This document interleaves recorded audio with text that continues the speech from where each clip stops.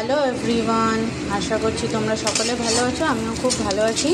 Welcome সকলকে আমার my simple life blog with child এডুকেশনে সবাইকে স্বাগত। আজকে আমি বেলে মাছের ঝাল করছি। তো বেলে মাছটাকে অলরেডি আমি ভেজে রেখেছি। দেখো বেলে মাছটা ভাজা ভাজা হয়ে গেছে।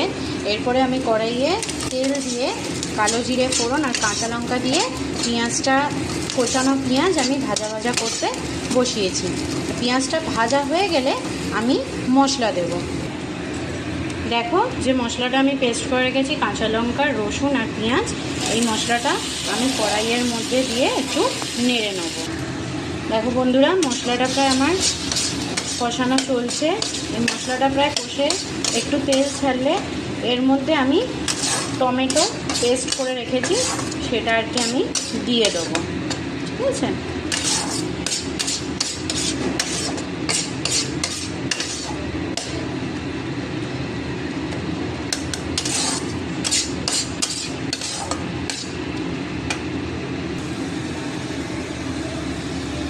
মশলাটা কষানো হয়ে গেছে। টমেটো পেস্টটা আমি দিয়ে দিচ্ছি।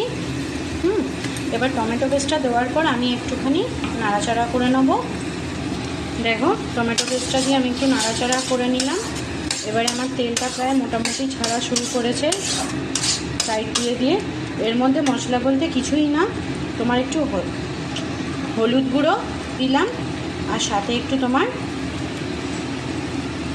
লঙ্কার গুঁড়ো।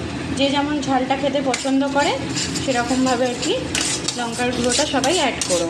ঠিক আছে, আমাদের বাড়িতে একটু মিডিয়াম ঝাল চলে, সবাই মোটামুটি ঝাল খায়। দেখো তেল ছাড়া প্রায় শুরু হয়েছে। এর সাথে আমি অল্প একটু পরিমাণ মতো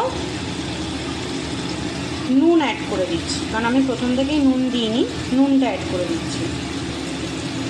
যেহেতু জল দেবো নুনের হবে, তাই একটু একবারে নুনটা দিয়ে দিলাম। ঠিক আছে, অলরেডি নাড়াচাড়া হচ্ছে। দেখো দেখো বন্ধুরা, অলরেডি আমার প্রায় মশলা কষানো হয়ে গেছে। এরপরে আমি একটু কাঁচা লঙ্কা চেরা ফেললাম। মোটামুটি মশলাটা আমার কষে গেছে। এবার দেখো আমার মশলাটা প্রায় কষানো হয়ে গেছে। এবার আমি এটার মধ্যে জলটা অ্যাড করব।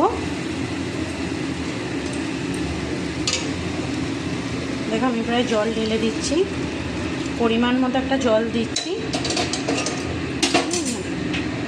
আমি পরিমাণ মতো জলটা অ্যাড করে দিলাম। এবার আমার মশলাটা কিছুটা ফুটে উঠলে আমি মাছগুলো দিয়ে একটু নাড়াচাড়া করে ধনেপাতা দিয়ে নামিয়ে নেব। ঠিক আছে, দেখো বন্ধুরা আমার ঝোলটা প্রায় ফুটে উঠেছে। আমি ঢাকনাটাকে সরিয়ে দিলাম। এবারে আমি ভেজে রাখা মাছগুলো এর মধ্যে সব দিয়ে দেবো। দেখো সব দিয়ে দিলাম ভেজে রাখা মাছ। এবার একটু নাড়াচাড়া করে 10 মিনিটের জন্য ঢেকে দেবো।